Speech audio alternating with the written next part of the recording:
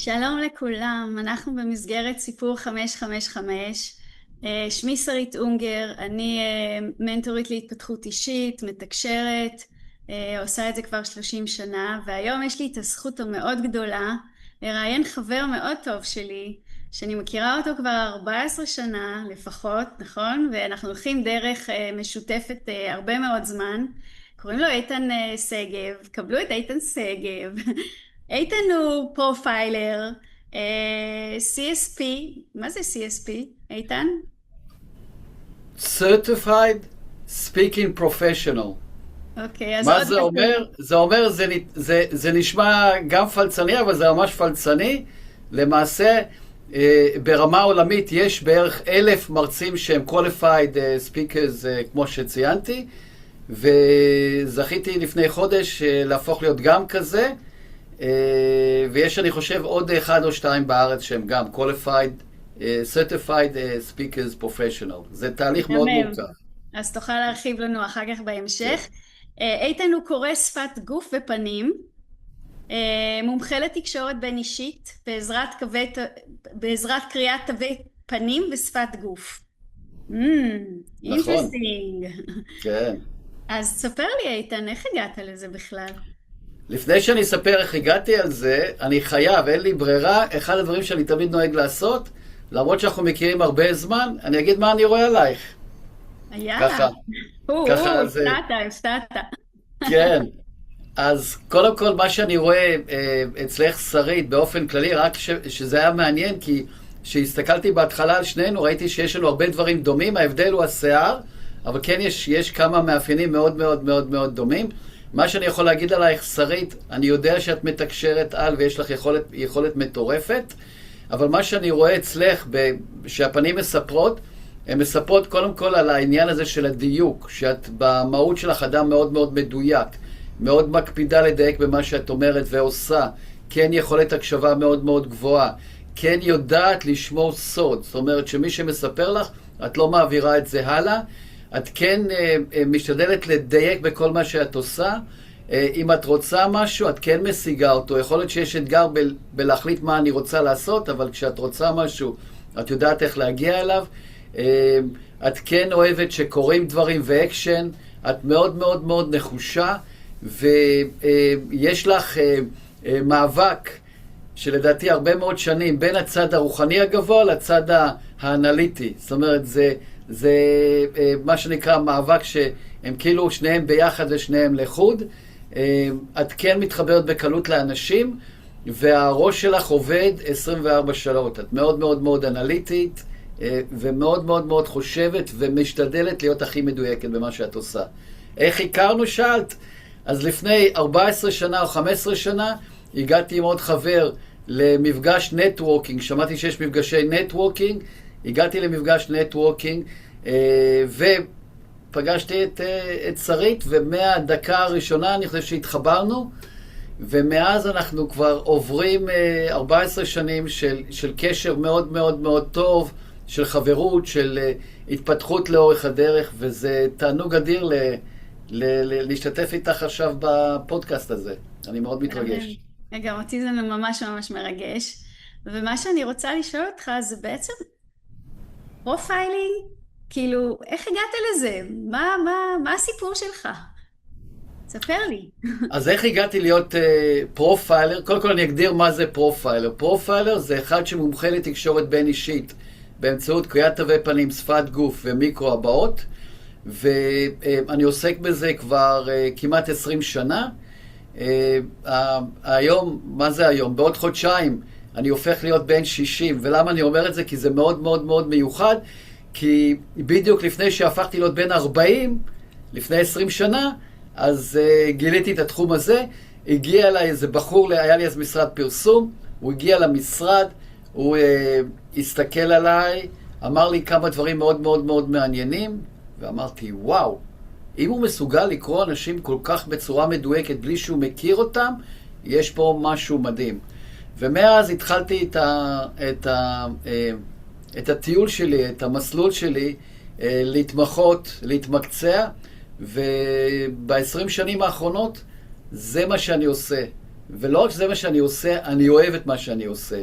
והעברתי כבר, הבחנתי כבר מעל 100,000 איש, העברתי כבר מעל 600 הרצאות וסדנאות, העברתי כבר מעל 200 קורסים, גם בארץ, ובשנה וחצי האחרונות גם, כשאנחנו נדבר על העבר שלי, אז יש לי גם העבר באנגלית, אז גם בשנה וחצי האחרונות הצטרפתי לארגון עולמי, שאתם רואים פה את הלוגו מצד ימין, שנקרא VSAI, אז הצטרפתי גם לארגון מרצים עולמי. אז אני גם מרצה בעולם, מה שנקרא. מדהים. אז תספר לי את הסיפור של...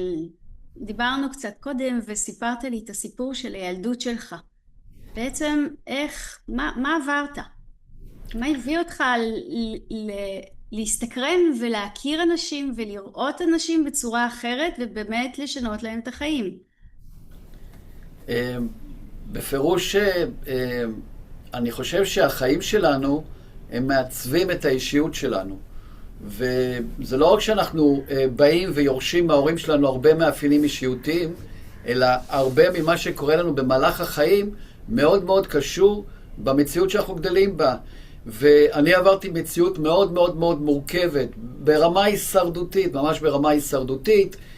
נולדתי בדרום אפריקה ביולי, אפרופו ביולי 66, להורים דרום אפריקאים, שהחליטו אחרי מלחמת ששת הימים שעולים ארצה. ישראל הייתה בשיא הפריחה ושיא הצלחה, ובתור עולה חדש בגיל 3 הגעתי ארצה. ההורים שלי החליטו שהם לא רוצים שאנחנו נגור ברעננה, איפה שכל הדרום אפריקאים גרים.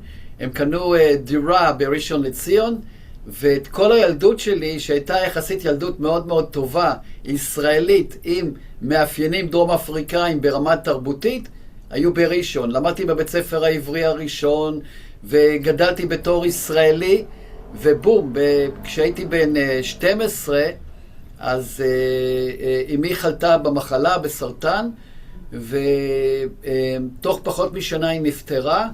לצערי הרב, גם הייתי בחדר באותו רגע שהיא נפטרה. אני זוכר שהרבה שנים לקחתי הרבה אשמה וכעס, ויש פה ממד מאוד מאוד מעניין. עכשיו זה קפץ לי בצורה מאוד מאוד חזקה, איתך שרית. אני הרבה מאוד שנים לקחתי את האשמה מאוד מאוד מאוד גדולה, שאני באותו רגע שאמא שלי נפטרה חשבתי על איך אני לא מגיע היום לבית ספר, ועשיתי תיקון לפני כ7 או 8 שנים שהייתי בקורס שלך, שרית, של תקשור. ובתקשור קיבלתי תקשור שלמעשה זכיתי להיות ברגעים האחרונים של אמא שלי. וזה היה ממש במהלך קורס תקשור שעשיתי אצלך. בעקבות המוות של אמא שלי, אבא שלי, מה שנקרא, כל ההתנהלות שלו, שהוא היה יחסית כבר מאוד בכיר במכון הייצוא, הכל התערער אצלו, הוא הרגיש שהוא מאוד מאוד בודד, איתי ואחותי, והוא החליט שאנחנו חוזרים לדרום אפריקה. אני לא כועס עליו, כי זכיתי לזכות בשפה האנגלית, אבל כשהגענו לדרום אפריקה, אז כל החיים שלי, לא רק שאיבדתי את אמא שלי, שזה בסיס סופר סופר חשוב, גם הבסיס של איפה שצמחתי והתפתחתי, הוא היה מאוד מאוד מאוד מאוד חזק, ונותקתי מהחוט הזה. דרום אפריקה, כל התיכון עשיתי בדרום אפריקה, והכי גרוע שאבא שלי, ואז אנחנו מדברים בתקופה שאתה לא מחליט בתור צעיר, אבא שלי החליט שאני אעבור, ועברתי 3 בתי ספר, שהבית ספר האחרון, אני כן יכול להגיד שנזרקתי יחד עם אחותי לפנימייה. ומה שהיה, שבדיעבד, שגם ללמוד שפה חדשה, גם ללמוד תרבות חדשה, כי בשנה הראשונה הייתי בית ספר יהודי, אבל זה תרבות אחרת, בכלל להיכנס לתרבות אחרת, וגם להשתלב בתרבות הדרום אפריקאית, וכדי להשתלב בתרבות הדרום אפריקאית, הייתי צריך לפתח מיומנות של חברויות וקשרים מאוד מאוד חזקה. ואני זוכר שהפנימייה שהגעתי אליה, כבר הייתי עם ניסיון של 3 בתי ספר שונים, אז כבר פיתחתי מיומנות חברותית מאוד מאוד מאוד חזקה. זאת אומרת, כבר ברמה הישרדותית ידעתי שאני צריך לעבוד קשה כדי לייצר חברים. אז כבר הפכתי להיות, לא אגיד מומחה, אבל מאוד מאוד מאוד חזק בלייצר חברויות, להתחבר לאנשים ולהיכנס ממש לתחום הזה, שבסופו של דבר הוביל אותי שב-20 שנים האחרונות זה מה שאני עושה. אני עוזר לאנשים לא רק להתחבר אליהם, אלא להבין אנשים טוב יותר. זאת אומרת, לחיות את החזון ולקרוא אנשים טוב יותר. ואני יודע שהיכולת של כל אחד מאיתנו להצליח בחיים קשורה בקשרים בין אנושיים. אני לא אומר שאי אפשר להצליח בלי קשרים בין אנושיים, אבל לדעתי זה המפתח הכי חזק להצלחה בחיים. ומי הקהל שלך בעצם? עם מי אתה בעצם עובד? אז באמת שאלה יפה, כי תמיד שאנחנו, הרבה מכם יודעים שהתחום של שיווק ומחירות, אתה צריך למצוא את האבטר שלך, אתה צריך למצוא את הדמות מפתח, ואז אתה צריך להשקיע מאמצים שיווקים כדי להביא את אותו אבטר אליך. אז אצלי זה מאוד מאוד פשוט. כל אחד שרוצה להתחבר בצורה טובה יותר ולהבין טוב יותר אנשים, הוא האבטר שלי. זה יכול להיות ברמה של קורס שיכול להיות עם 10 אנשים, שיהיה מישהו שמחפש זוגיות, מישהי בת 84, ובקורס האחרון שסיימתי, הייתה לי שכנה שבת 84 שהיא באה ללמוד את הקורס שלי, כשלידה היה ילד בן 18 שעוד לא סיים את התיכון שלומד. זאת אומרת, המרקם האנושי כולל אנשים מכל המגזרים. זה דוקטור לפסיכולוגיה שהיא ערבייה מאיזה כפר, ובחור חרדי מבני ברק. זאת אומרת, כולם מתכנסים, כולם, וכל מי שרוצה להבין אנשים טוב יותר, להתחבר בצורה טובה יותר, לייצר תקשורת בין אישית, אז הם הקהל יד שלי. אז מאוד מאוד מאוד קשה לי להגיד שיש לי קהל מסוים. אני מציין את זה בתור אנשים שרוצים להבין אנשים טוב יותר. מדהים. ובעצם אני מכירה אותך מאוד טוב, וגם אני עשיתי אצלך קורס, וחלק מהדברים שאתה מדבר עליהם זה מעבר לאבחון עצמו שעשית ונתת דוגמה, זה המקום הזה של איך מזהים שקרים, איך מזהים את האיכויות שלנו. יש הרבה דברים, ואם אני זוכרת נכון, אז גם למדת אבחון בשיטה מסוימת, שיטה יפנית, נכון? זאת אומרת, זה היה משהו זה לא ששיטה יפנית, אני בזמנו, כשנחשפתי לכל התחום של הקריאת תווי פנים והשפת גוף וכיוצא בזה, רציתי להיות הכי טוב בזה. אז בשלב הראשוני למדתי, זה נקרא פרסונולוגיה, שזה בעולם המערבי. אחרי זה למדתי שיטות, לא רק שיטות, למדתי מומחים כמו פול אקמן, והרבה מאוד מומחים בתחום של השפת גוף.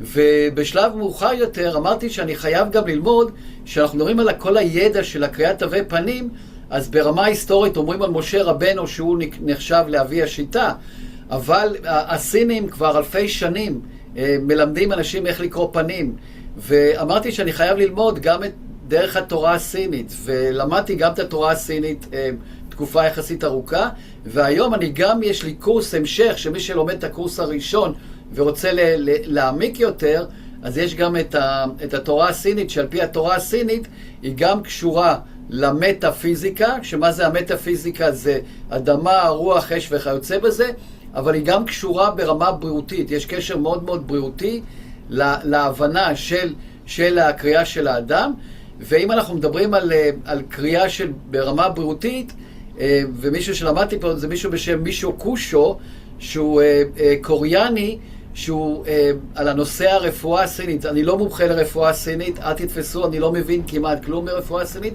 אבל הפנים שלנו גם מספרות ברמה בריאותית הרבה מאוד דברים. אתה יכול לדעת על האדם ממש בדרך רפואה סינית, וברגע שאתה רואה על עצמך את הסימנים, אתה יכול גם ברמה בריאותית לעשות שינויים שישפרו אותך גם ברמה, את הצד הבריאותי שלך, רק להסתכל על הפנים. מדהים, באמת ממש ממש מדהים. ושוב אני חוזרת לשקרים, כי זה נראה לי הקטע הג'וסי שהרבה אנשים היו רוצים לדעת אם משקרים להם, לעשות עסקה עם מישהו, אם הבן זוג הוא באמת אמין, או כל מיני דברים כאלה. מה עורר אותך בכלל למקום הזה של שקרים? אז באמת שאלה אני אשתף אתכם ברמה אישית, שאתה גדל בלי אימא ואבא שהוא גם בסופו של דבר, ואנחנו לא מאשימים אותו, אנחנו לא במקום של להגיד הוא לא בסדר או כן בסדר וכיוצא בזה, אז הוא שתה הרבה אלכוהול, האלכוהול מאוד מאוד פגע בו, ולא רק שזה פגע בו, הוא הגיע אותו למצב שהוא הפך להיות סכיזופרן. עכשיו, למה אני משתף אתכם? שאנחנו גדלים בלי בסיסים מאוד מאוד מאוד חזקים, אנחנו יכולים לייצר כל מיני כלים בתת מודע שאנחנו לא מודעים אליהם, כמו הנושא של הריצוי, שהוא יכול להיות חלק בלתי נפרד מההצלחה שלנו, כי ידעתי לרצות מלא מלא מלא מלא מאוד אנשים, והכלי הזה מאוד מאוד עזר לי בזמן הבגרות, אבל כשאתה הופך להיות בוגר, וכשאני אומר בוגר, אז אם דיברנו, ה-20 שנים הראשונות היו שנים, בוא נאמר, ה7 השנים האחרונות היו מאוד מאוד מאתגרות. בגיל 18, שסיימתי את התיכון בדרום אפריקה, הגעתי ארצה לבד, שירתי בסיירת גבעתי, הכל היה טוב ויפה, מאוד מאוד מאוד מצליח. למדתי פרסום, כי אהבתי את כל התחום הפרסום, והתחלתי לעבוד במשרדי פרסום, עבדתי בוורשבסקי פרייליך דובב, אחרי זה עבדתי במשרד פרסום חרדי, ואז גיבור גדול, פתחתי משרד פרסום שלי, ושפתחתי משרד פרסום שלי, עדיין היה לי את כל הקטע הזה של הריצוי. עכשיו, הקטע של הריצוי הוביל אותי למצב שהפכתי להיות שקרן. מה זאת אומרת הפכתי להיות שקרן?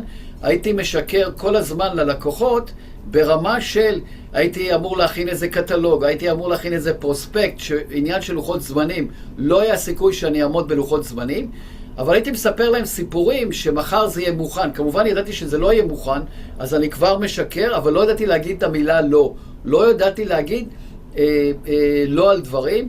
זה הוביל אותי למצב שהייתי הולך לישון בלילה, וכשהייתי ישן, הייתי חושב על איזה תירוצים אני אספר בבוקר. זאת אומרת שהנושא של השקר הפך להיות חלק בלתי נפרד ממני, וזה הוביל גם כמעט לפירוק בנישואים.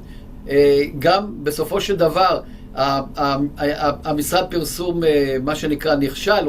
עבדתי עם לקוחות גדולים, אבל גם הפסדנו הרבה מאוד כסף, וגם הנושא של החוסר אמינות, כי לא עמדתי בלוחות זמנים, פגע במשרד. ושסגרתי את המשרד והתחלתי ללמוד ולעשות את מסע, מה שנקרא, של הצמיחה העצמית, אמרתי לעצמי, כדי ללוות אנשים, כדי להיות טוב במה שאני עושה, אני חייב גם ללמוד את הנושא של השקרים ברמה של מה אני צריך לעשות כדי להיות טוב בלא לשקר, מה אני צריך לשחרר. אז עברתי גם תהליכים פסיכולוגיים איך לשפר, אבל גם למדתי מה בדיוק צריכים לעשות, איך אנחנו לומדים על שקרים, מה זה אומר לשקר. גם להבין שהרבה פעמים השקרים זה לא ממקום רע, יש איזה הרבה מאוד היבטים, אבל הפכתי להיות גם מומחה לשקרים. זה לא שאני מומחה לשקרים, מומחה לזהות מצבים שאנשים משקרים. ומומחה לזהות שאנשים משקרים זה יכול להיות גם שבן אדם לא מאמין במה שהוא אומר, שהביטחון העצמי שלו גם. אז הכלים שאני מלמד הם לא רק היכולת לקרוא את המבנה אישיות של האדם ולדבר על היכולות שלו, אלא גם לעבוד על העניין הזה של השקרים. איך אתה מזהה שמישהו משקר לך? וברגע שאנחנו יכולים ללמוד את הדברים האלה, אנחנו יכולים להבין מה עובר לבן אדם. אז אנחנו צריכים קודם כל לקחת בחשבון שכולם משקרים. מה לעשות? אנחנו משקרים ברמה של לרצות, שקר לבן.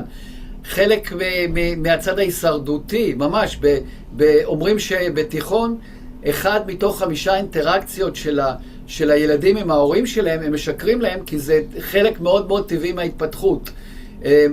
אפרופו בנושא של שקרים, יש לי שאלה אלייך שרית, מי לדעתך משקר יותר, הגברים או הנשים?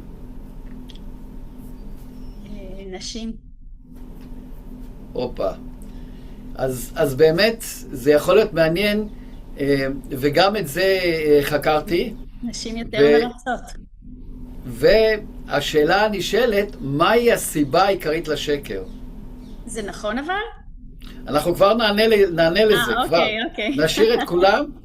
מהי הסיבה העיקרית לשקר? שיאהבו אותנו, שירצו אותנו. שיאהבו אותנו, שירצו אותנו. אבל אומרים שדווקא הפחד הוא סיבה מאוד מאוד מאוד מובילה לשקר. כן. כשאני שואל צעירים, מי משקר יותר בבית, אבא או אמא? אז לפני שאני שואל אותם את השאלה הזאת, אני שואל מי מפחד ממי. ונכון שיש גברים שמאיימים על נשים, אבל בממוצע, הגברים מפחדים יותר מהנשים, בממוצע, כן? ברמה של זוגות. מפחדים גם בנושא של הריצוי, מפחדים לפגוע בהם כל מיני דברים, ומה שהוכח שגברים משקרים יותר. כי הפחד מוביל. הפחד מניע אותם. הפחד הוא מניע. ועוד שאלה מעניינת לגבי הנושא של השקרים, היכולת של אנשים, אומרים שהיא יותר גבוהה מהגברים ביכולת לזהות. למה הכוונה?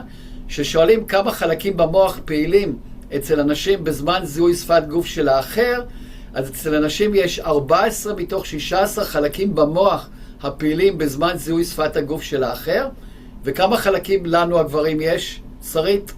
לא יודעת, תגיד אתה. 4 מתוך 6. וואו. זאת אומרת וזה חלק מהצד ההישרדותי. הגברים היה לנו משימה. מישהי אמרה בקורס, אתמול פתחתי קורס, אז מישהי אמרה, הגברים יש להם משימה אחת הייתה להם לעשות, וגם אותה הם לא יודעים לעשות כמו שצריך. המשימה שלנו הייתה לצוד אוכל. נכון. ואנשים, תחשבי מה הייתם אמורות לעשות. גם לנהל את הקטע המשפחתי, גם ללקט, גם הקטע החברתי. זאת אומרת, אתם קיבלתם הרבה יותר משימות ברמה מנהיגותית וברמה של פעולות, אז היכולת שלכם בצורה בלתי מודעת היא הרבה יותר גבוהה, ולא רק שהיא הרבה יותר גבוהה, גם העניין הזה של אתם שמות לב לפרטים, שאנחנו הגברים, לא מדבר על עצמי, כי אני לא דוגמה, אני שם לב לפרטים, אבל מה היא לבשה לחתונה? מה הוא לבש שבוע שעבר? איזה תכשיט? כל הדברים האלה, זה חלק מההתפתחות שגם ירשתם מאמהות שמורישות בדורי דורות, פשוט אתם ביכולת תשומת לב הרבה יותר גבוהה מאיתנו הגברים. זה נכון, מה לעשות? כן, מודה. אני רואה את זה גם בתחום של התקשור.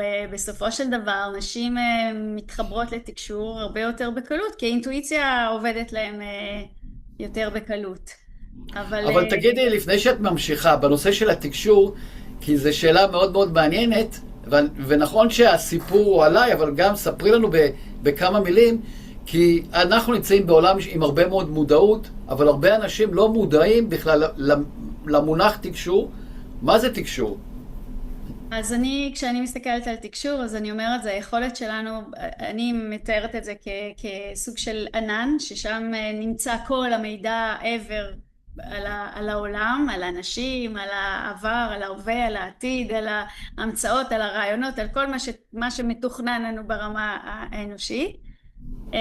ותקשור זה בסך הכל היכולת ליצור את הווי-פיי הזה, את הקשר הזה עם אותו מידע, עם אותה הדרכה, עם אותו נשמה, עם כל משהו מחוץ לגוף שלנו למעשה, ולהביא את הידע הזה בשביל לדעת איך ללכת את הדרך. זה הכי משמעותי. או לעלות על איזשהו הר גבוה, להסתכל בפרספקטיבה על הדרך, להבין אותה, ואז באמת לרדת.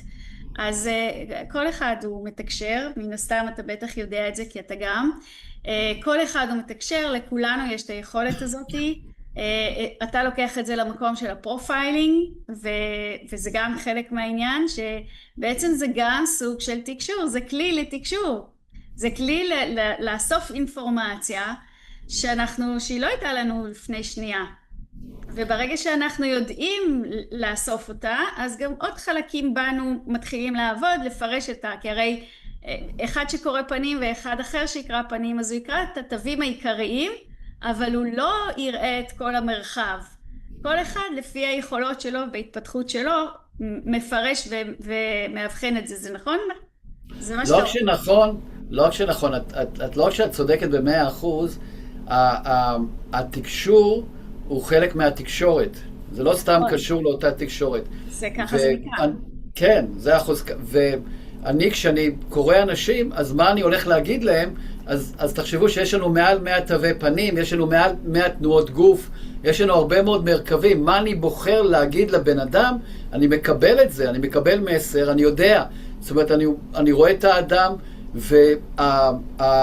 והרמת התקשור היום היא מאוד מאוד מאוד גבוהה, בגלל שאני עוסק בזה כל כך הרבה שנים, אז אני מגיע למקומות מאוד מאוד מאוד מעניינים, ולא סתם שמעניינים ברמה שהבן אדם בשוק, מאיפה אני יודע את הדברים האלה. אז יש דברים שבאמת הפנים מספרות, אבל הנשמה שלנו, היכולות שלנו, אנחנו למעשה צינור שמעביר ידע, והיכולת שלנו לקרוא את האדם, מה זה אומר בכלל לקרוא את האדם? זה היכולת שלנו לגרום לבן אדם להבין אותנו טוב יותר. וברגע שאני נמצא בהקשבה לבן אדם שלפניי, אני קורא אותו, אני קורא את ההתנהגות שלו, אני קורא את הפנים שלו, למעשה אני נמצא במקום של הקשבה אליו. ברגע שאני נמצא במקום של הקשבה לאותו בן אדם שלפניי, אני יכול למעשה להנגיש לו את מה שאני רוצה להעביר אליו, את המסרים, את התקשורת, את החברות, בצורה המיטיבה, כי הוא מקבל את זה בצורה שמותאמת אליו. בדרך כלל, ואם אני מדבר, שרית גם עושה את זה בצורה נפלאה, וזה גם חלק מהחיבור בינינו, בדרך כלל אנשים עסוקים בלפלוט מידע. אנחנו בדרך כלל לא נמצאים במקום של הקשבה לבן אדם שלפנינו. לא ממקום רע, אלא בגלל שאנחנו עסוקים בלנסות להוציא את האינפורמציה. מה שמיוחד זה היכולת שלנו להיות בהקשבה לבן אדם. וכשאני מסתכל על מישהו, אני בהקשבה אליו. אני בהקשבה למה שהפנים שלו מספרות, למה שהשפת גוף שלו אומרת, והשפת גוף מספרת את מה שהוא מרגיש ולא מה שהוא אומר. אנחנו הרבה פעמים יכולים ברמה של להגיד דברים, להוציא החוצה ולפלוט דברים החוצה, שזה לא מה שאנחנו מרגישים. השפת גוף שלנו מספרת את מה שאנחנו מרגישים.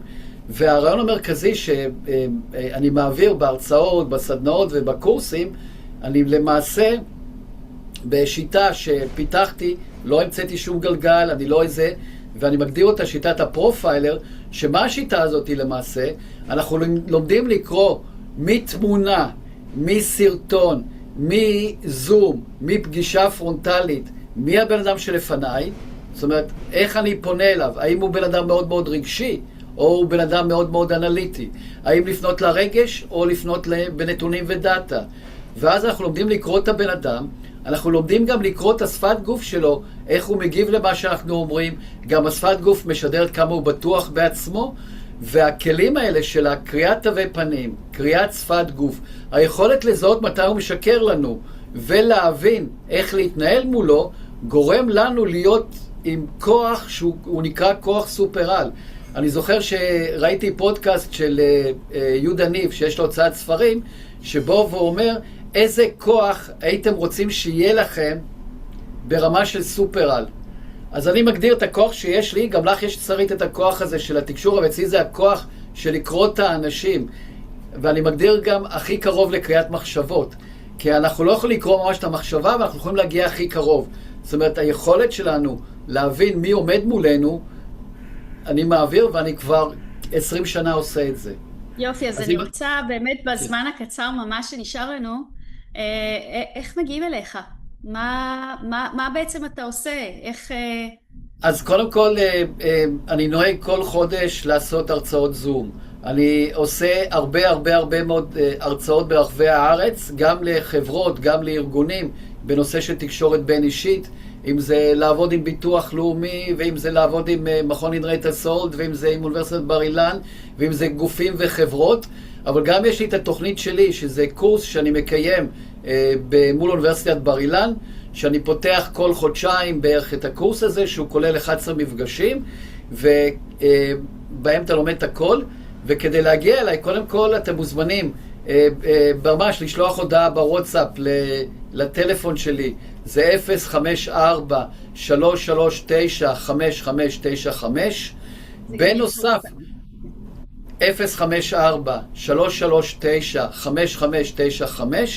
אתם מוזמנים גם לחפש איתן סגב, הפרופיילר, גם ביוטיוב, גם בטיקטוק, גם באינסטגרם, גם בלינקדין.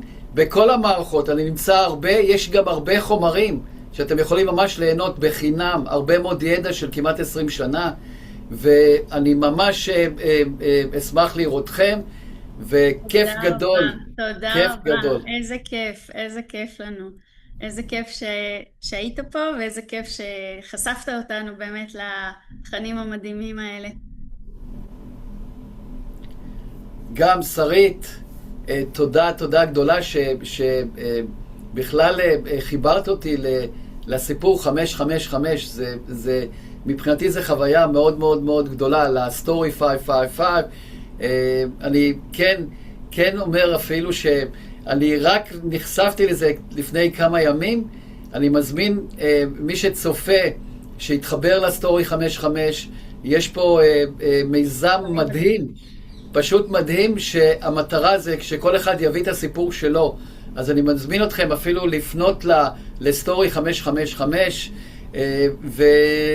ולבקש להשתתף, להצטרף. מדהים. מדהים, תודה רבה רבה רבה, איזה כיף לארח אותך פה. תודה לך שרית, תודה ענקית. ביי. אושר אילי.